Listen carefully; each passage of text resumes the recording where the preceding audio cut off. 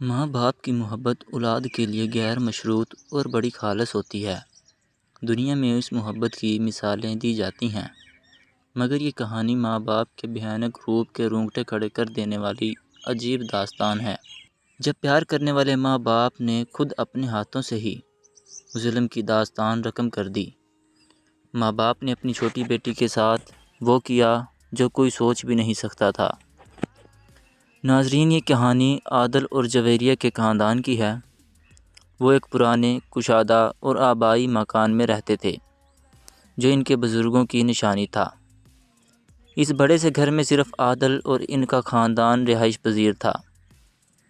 عادل اکلوتے بیٹے تھے، لیکن ان کی 3 بہنیں تھیں جو سب شادی شدہ اور اپنے اپنے گھروں میں خوشحال زندگی گزار رہی تھی۔ خود عادل اور جویریہ کی 3 بیٹیاں تھیں، کوئی بیٹا نہیں تھا۔ ان کی بیٹیاں ہماری آنکھوں کے سامنے جوان ہوئیں۔ وہی محلہ، وہی گلیاں، وہی اسکول اور کالج جہاں سے وہ ہر روز گزرتی تھیں۔ بڑی 2 بیٹیوں نے یونیورسٹی تک تعلیم حاصل کی اور وقت گزرنے کے ساتھ ساتھ عادل نے ان کی منگنی بھی کر دی تھی۔ بڑی بیٹیاں نازیہ تھی، اس سے 3 سال چھوٹی کلثوم اور کلثوم سے 3 سال چھوٹی توبہ۔ نازیہ اور کلثوم کی تعلیم مکمل ہوئی تو دونوں کی شادی کی تیاریاں بھی شروع ہو گئیں۔ دونوں کی شادیاں راولپنڈی میں ہی ہوئیں، لیکن گھروں کے فاصلے ایسے تھے، بس کبھی کبھار 10-15 دن کے بعد میکے کا چکر لگ جاتا تھا۔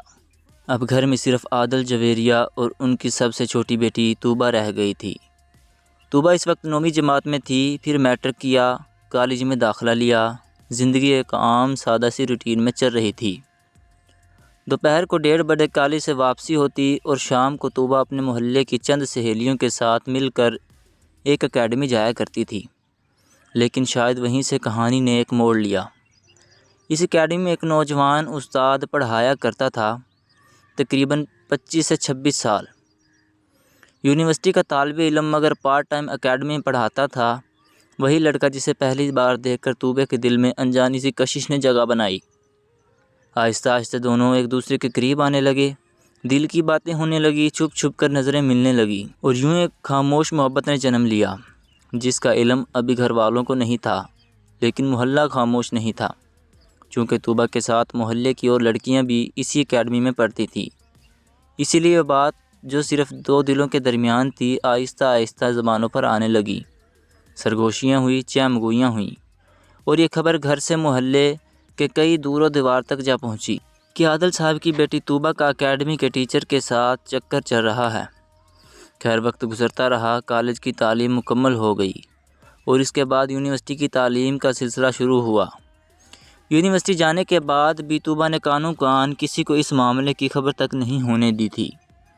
ہاں، یونیورسٹی پہنچنے کے بعد جب توبہ کے ماں باپ کو لگا کہ اب انہیں توبہ کے لیے رشتہ تلاش کرنا چاہیے، اور دونوں میاں بیوی نے اپنی بیٹی کے لیے رشتہ دگ و دو شروع کی، تو توبہ نے محسوس کیا کہ شاید یہی مناسب وقت ہے اپنے ماں باپ کو شہباز کے بارے میں بتا دینا چاہیے۔ توبہ نے اپنے والدین کو بتایا، مکمل بات نہیں بتائی کہ یہ چکر اکیڈمی سے شروع ہوا تھا، لیکن توبہ نے جس یونیورسٹی میں ایڈمیشن لیا تھا، شہباز اسی ڈپارٹمنٹ میں توبہ کا سینئر تھا، لہٰذا توبہ نے اپنے والدین کو یہی بتایا کہ یونیورسٹی میں اسے ایک لڑکا پسند کرتا ہے، توبہ بھی اس سے محبت کرتی ہے اور وہ دونوں شادی کرنا چاہتے ہیں، لہٰذا آپ دونوں اسی لڑکے سے اور اس کے گھر والوں سے ایک بار مل لیجئے۔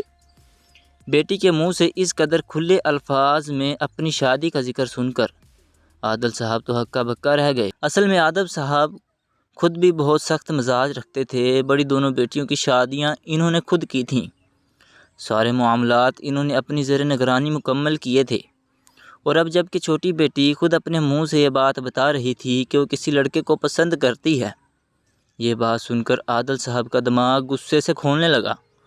انہوں نے ہاتھ میں پکڑا ہوا گلاس دیوار پر دے مارا اور غصے سے دھاڑتے ہوئے کہنے لگے کہ آج توبہ بات تم نے اپنے منہ سے نکال دی ہے، دوبارہ کبھی مت کرنا، ورنہ میں تمہارا گلا دبا دوں گا۔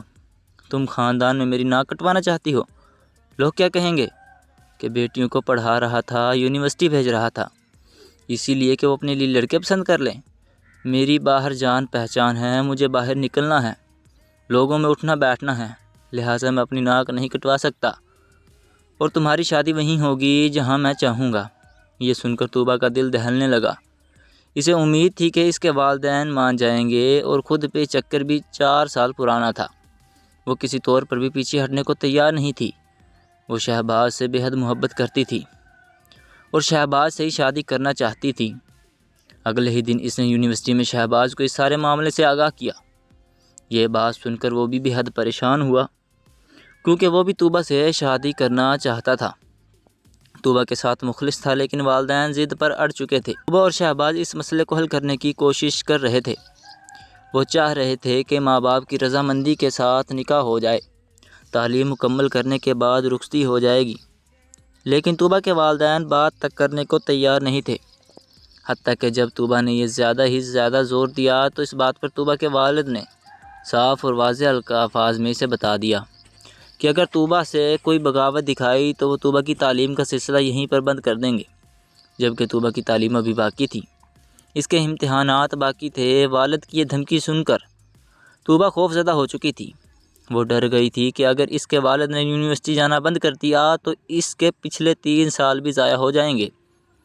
لہٰذا اس نے ہار مان لی۔ طوبیٰ نے ہتھیار ڈال دیے۔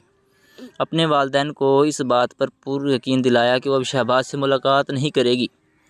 ویسا ہی ہوگا جیسے طوبیٰ کے والدین چاہیں گے۔ طوبیٰ وہیں شادی کرے گی جہاں اس کے والد خود اس کا رشتہ طے کریں گے۔ طوبیٰ کے والد بہت غصے میں تھے، لیکن جب طوبیٰ نے منت سماجت کی، روئی گڑ گڑائی، حتیٰ کہ اپنے والد کے پاؤں بھی پکڑ لیے، تو انہوں نے اس بات کی اجازت دی کہ اپنی تعلیم مکمل کر لو، ہم اس کے بعد تمہارے لیے رشتہ دیکھیں گے اور جہاں ہم چاہیں گے وہاں تمہاری شادی ہوگی۔ طوبیٰ نے خاموشی سے اس بات میں سر ہلا دیا اور دوبارہ سے اس نے یونیورسٹی جانا شروع کر دیا۔ طوبیٰ اپنی تعلیم مکمل کر رہی تھی۔ چند ماہ بعد امتحانات ہونے والے تھے۔ وہ دل جمعی سے امتحانات کی تیاری کر رہی تھی۔ دوسری طرف طوبیٰ کے والد اس کے لیے رشتہ دیکھ رہے تھے۔ طوبیٰ کو اس میں ذرا برابر بھی دلچسپی نہیں تھی، مگر وہ خاموش تھی۔ اس کے والد نے ایک جگہ طوبیٰ کا رشتہ طے کر دیا۔ یہ لوگ طوبیٰ کے والد کے جاننے والے تھے، اچھے لوگ تھے، مختصر فیملی تھی، پڑھے لکھے لوگ تھے، اور سب سے بڑی بات تھی کہ خود طوبیٰ کے والد بھی جاننے والے تھے۔ لہٰذا انہیں کوئی ڈر خوف نہیں تھا۔ انہوں نے بڑے مطمئن انداز میں وہاں پر اپنی بیٹی کی بات پکی کر دی۔ طوبیٰ کو انگوٹھی پہنا دی گئی تھی، مگر شادی کی تاریخ نہیں رکھی گئی تھی، کیونکہ چند ماہ بعد طوبیٰ کے امتحانات تھے۔ اسی لیے یہ طے پایا کہ شادی 1 سال بعد کریں گے۔ طوبیٰ کے پیپر شروع ہو چکے تھے۔ وہ یونیورسٹی سے کچھ دیر سے گھر آیا کرتی تھی کہ زیادہ تر وقت لائبریری میں بیٹھ کر ہی پیپرز کی تیاری ہو رہی تھی، اور پھر تقریباً 1-2 ماہ کے عرصے میں تیاری بھی مکمل ہوئی اور پیپر بھی ختم ہو گئے اور طوبیٰ گھر بیٹھ گئی۔ اس کی تعلیم مکمل ہو چکی تھی، مگر انہی دنوں طوبیٰ کی ماں نے اس میں ایک عجیب سی تبدیلی دیکھی۔ چند دنوں سے طوبیٰ کی طبیعت گیری گیری سی رہنے لگی تھی۔ ماں کی جہاں دیدہ نظریں ٹوٹ کر رہی تھی کہ اگر کوئی گڑبڑ ہے۔ انہوں نے سختی سے پوچھا تو طوبیٰ نے تسلیم کر لیا۔ اس نے بتایا کہ وہ شہباز سے نکاح کر چکی ہے اور تو یہ ماں بننے والی ہے۔ بیٹی کے منہ سے اس قدر ہولناک انکشاف سن کر طوبیٰ کی ماں اپنا دل تھام چکی تھی۔ انہیں یقین نہیں آ رہا تھا کہ ان کی معصوم بیٹی اتنا بڑا قدم بھی اٹھا سکتی ہے، وہ بھی والدین کی رضامندی کے بغیر۔ طوبیٰ نے اپنی والدہ کو سمجھانے کی کوشش کی اور کہا کہ میں نے یہ قدم صرف اسی لیے اٹھایا کیونکہ مجھے یقین تھا کہ جب نکاح ہو چکا ہوگا، میں ماں بننے والی ہوں گی، تب آپ کچھ نہیں کر سکیں گے۔ اب میں شہباز کی بیوی ہوں اور اس کے بچے کی ماں بننے والی ہوں۔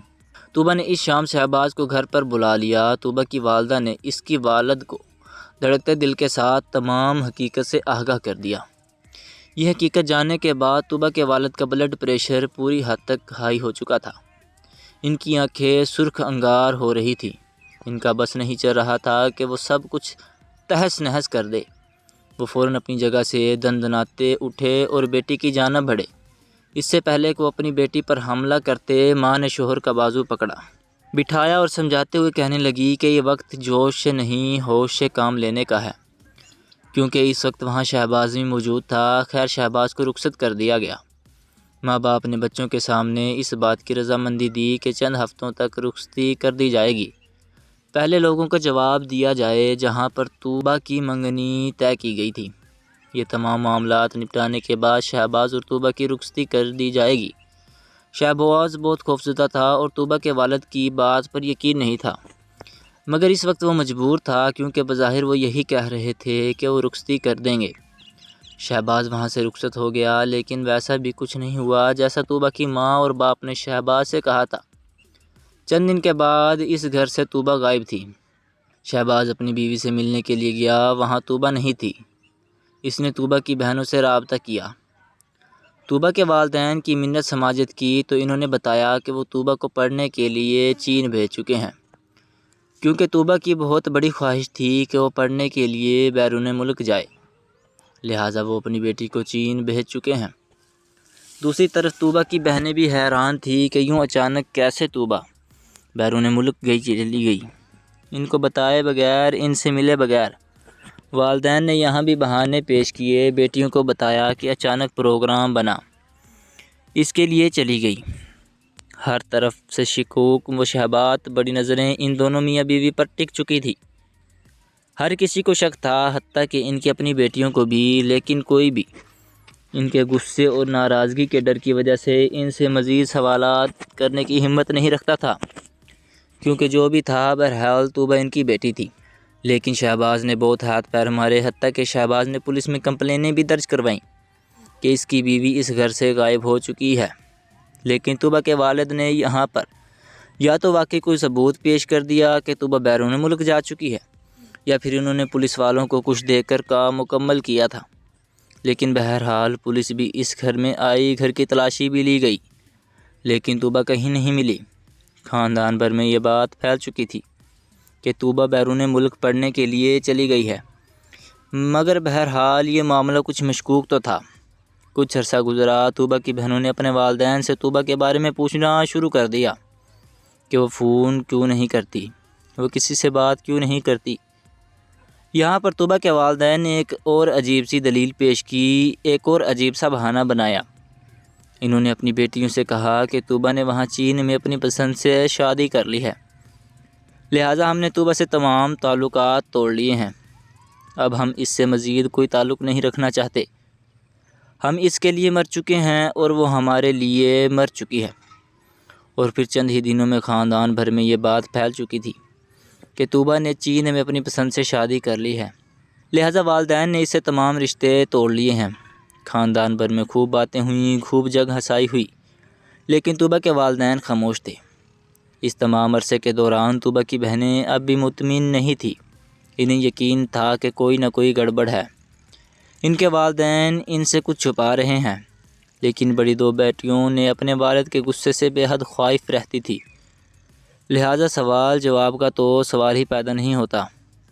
خیر وقت اسی طرح گزرتا رہا، دھیرے دھیرے دنیا والے اس بات کو کسی حد تک بول چکے تھے۔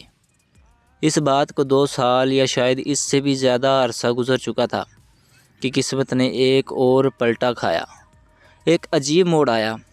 کہانی میں ایک ایسا موڑ جس کے بارے میں کسی نے کبھی سوچا بھی نہیں تھا۔ عادل اور جویریہ کے گھر میں کوئی بھی ملازمہ نہیں تھی۔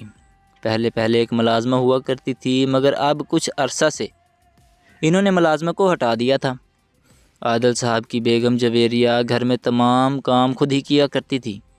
کئی بار بیٹیوں نے ماں سے اس بات پر اصرار بھی کیا کہ آپ کام کے لیے ملازمہ کیوں نہیں رکھ لیتی، کیونکہ پہلے گھر پہ ملازمہ موجود تھی، اب تو آپ کی عمر بھی ہو گئی ہے، تو اب آپ نے ملازمہ کو کیوں ہٹا دیا؟ جبکہ طوبہ کی ماں جویریہ بڑے مطمئن انداز میں بچیوں کو یہ جواب دیا کرتی تھی کہ گھر میں کام ہی کتنا ہے، 2 لوگوں کا کام کتنا ہوتا ہے، اس لیے تو میں نے ملازمہ کو ہٹا دیا۔ لیکن اس روز ہوا کچھ یوں کہ طوبہ کے والد اور والدہ گھر میں کچھ چیزیں لینے اپنے گاڑی میں شاپنگ کی گھر سے گئے۔ تقریباً شام کو عصر کی نماز کے بعد وہ لوگ شاپنگ کے لیے نکلے، لیکن اس دن وہ زندہ سلامت گھر واپس نہ آ سکے۔ ان کی گاڑی کا ایکسیڈنٹ ہوا اور دونوں میاں بیوی جان بحق ہو گئے۔ کچھ دیر کے بعد گلی میں ایمبولینس کے سائرن گونج رہے تھے۔ عادل صاحب اور جویریہ کی ڈیڈ باڈیز آ چکی تھی۔ ان کی بیٹیاں کو اطلاع کر دی گئی تھی کہ دونوں بیٹیاں اپنے شوہر اور بچوں سمیت روتے بھلکتے وہاں پہنچ چکی تھی۔ سر سے والدین کا سایہ اٹھ جائے یہ بہت بڑا صدمہ ہے۔ اگر والدین دونوں ایک ساتھ گزر جائیں تو انسان پہ جیسے قیامت برپا ہو جاتی ہے۔ اور یہی منظر کچھ اس وقت عادل صاحب کے گھر پر بھی تھا۔ بیٹیاں صدمے سے پاگل ہونے کو تھی۔ رات اسی طرح گزر چکی تھی۔ جنازہ صبح 10 بجے کا تھا۔ کچھ دیر رونے دھونے کے بعد بیٹیوں کو جب کچھ ہوش آیا تو انہیں اپنی تیسری بہن کی فکر ستانے لگی۔ دل میں یہ خیال آیا کہ اگر ہماری تیسری بہن کا کوئی نمبر ہمارے پاس ہوتا یا اس سے رابطہ ہوتا تو ہم اسے بھی بتا دیتے کہ ہمارے والدین اب اس دنیا میں نہیں رہے۔ مگر افسوس کہ والدین نے چھوٹی بہن سے رابطہ نہیں رکھا تھا اور نہ ہی کبھی کچھ بتایا تھا۔ خیر اسی طرح وقت گزرا۔ عادل صاحب اور جویریہ کو سپرد خاک کر دیا گیا۔ بیٹیاں ماں باپ کے گھر پر تھیں۔ رشتہ دار ایک کر کے رخصت ہو گئے۔ گھر خالی ہو گیا۔ بیٹیاں جگہ جگہ ماں باپ کی چیزوں کو دیکھتی، ان کو یاد کرتی اور آنسو بہا رہی تھیں۔ ماں باپ کی وفات کو 6 سے 7 دن گزر چکے تھے، مگر دونوں بہنیں اب تک ماں باپ کے گھر پر تھیں۔ جانے کا دل ہی نہیں چاہ رہا تھا۔ جگہ جگہ ماں باپ کی نشانیاں بکھری ہوئی تھی۔ اسی دوران گھر بہت گندا ہو چکا تھا۔ دونوں بہنوں نے سوچا کہ جانے سے پہلے ایک بار مکمل صفائی کر دی جائے۔ صفائی کرتے کرتے دونوں بہنوں تہہ خانے تک بھی پہنچ گئی۔ جی ہاں، اس گھر میں ایک تہہ خانہ بھی موجود تھا جس کا علم صرف گھر کے افراد کو ہی تھا۔ اصل میں ہوا کچھ یہ تھا کہ عادل صاحب اور جویریہ کی تدفین کے لیے گھر میں اکثر چیزیں بازار سے نئی خرید کر لائی گئی تھیں اور یہ نئی چیزیں دونوں بہنوں نے مل کر تہہ خانے میں رکھنے کا ارادہ کیا۔ دونوں بہنوں نے ہاتھوں میں مختلف چیزیں تھامے ہوئے تہہ خانے کا دروازہ کھول کر سیڑھیاں اتر کر جیسے ہی نیچے پہنچی تو سامنے کا منظر دیکھ کر دونوں کو دل دھک سے رہ گئے۔